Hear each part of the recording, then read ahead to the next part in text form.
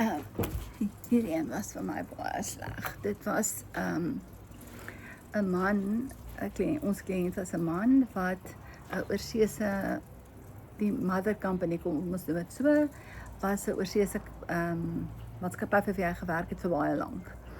En met hierdie politieke goed in die land maar kom ek begin so, hy het net 15 jaar daar gewerk.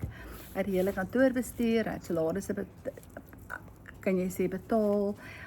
Hy was soos die mense het hom gesien as die eienaar van die besigheid, wat nou nie die geval was nie.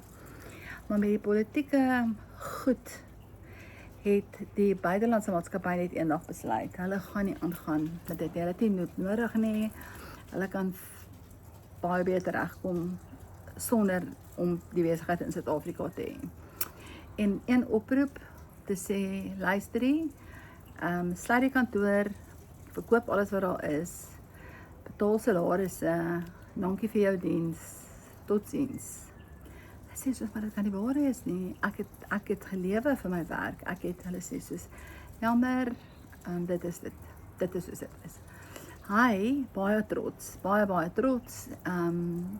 was die een in die familie wat altyd almal gehelp het, geldjies gegee het hier waar hy kan, en ook heeltemal te trots om vir mense te sê, hoorie, dit is wat gebeur het. So, elke dag gedres op om te gaan, vir die bure se onthulwe, gery om CV's te gaan uitgee, gery om wat ook al te doen, maar dit is moeilik vir iemand wat al so lank vir 'n company gewerk het, vir besigheid gewerk het, om nou ewe skielik ander werk te kry. Ook in 'n spesifieke lyn, en dit was nie iets wat sommer in Suid-Afrika, daar's nie kiewe mense wat jou wil hê nie.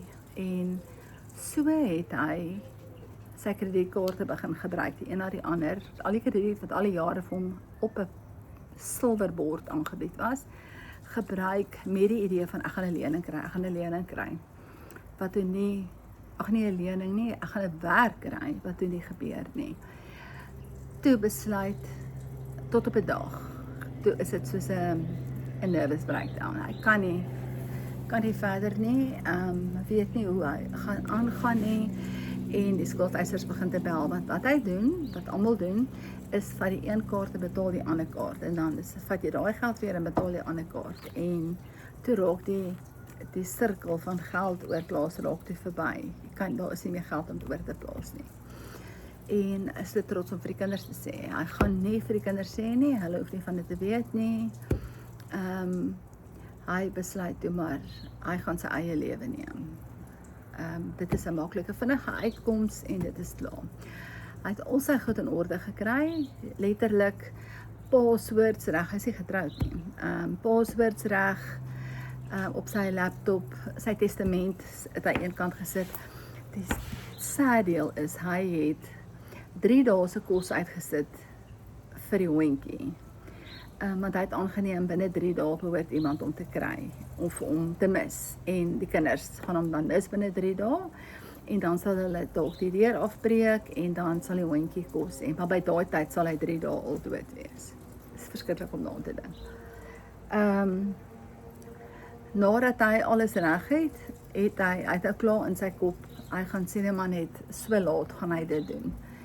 En hy besluit, hy wil net gou nog dit of dit op sy rekenaar kyk. En hy tik op sy search bar, en hy wil tik moeg vir die lewe, of moeg vir, I don't know, en daar kom op moeg vir skuld. En hy begin dit te lees, en hy soos, dit kan nie waar wees nie. As jy nie jou skuld betaal, jy gaan jy tronk toe, of jy gaan, ek weet nie wat nie, maar dit is net die slegste goed wat jy gaan gebeur. En hy, so begin hy te lees, en hy besluit toe, maar hy gaan nie dit doen nie. Hy gaan eers met ons kom praat. So die volgende oggend, kom hy daar aan, ek was toe in ons Mosselbaai kantoor, op pad na die Kaap kantoor toe. So toe, ek land, toe sê hulle vir my, hier is 'n man in ontvangs wat net huil. Ek sê, 'n man wat huil, okay. Is hy by die regte plek, is hy nie by 'n verkeerde kantoor nie, ek sê, maar wie is dit, ons weet nie, hy wil nie praat nie, hy huil, hy wil net vir jou sien, okay. Dankie Here, ek is toe op pad Kaap toe, want ek bedoel, dit was nou glad nie in die beplanning gewees nie.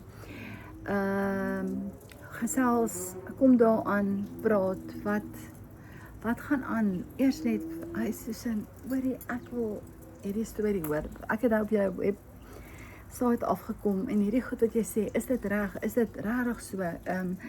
Is daar vir mense hulp? Want ek kan nie, ek verstaan nie, hoe werk dit nie?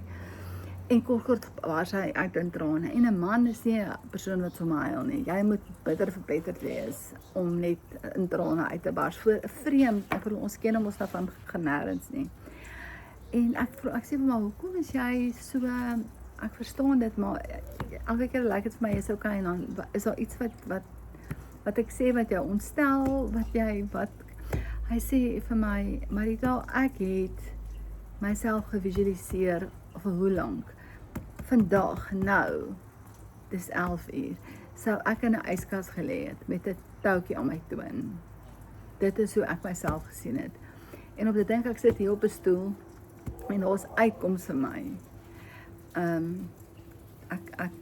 Dit is nie, ek het nie dit gedink nie.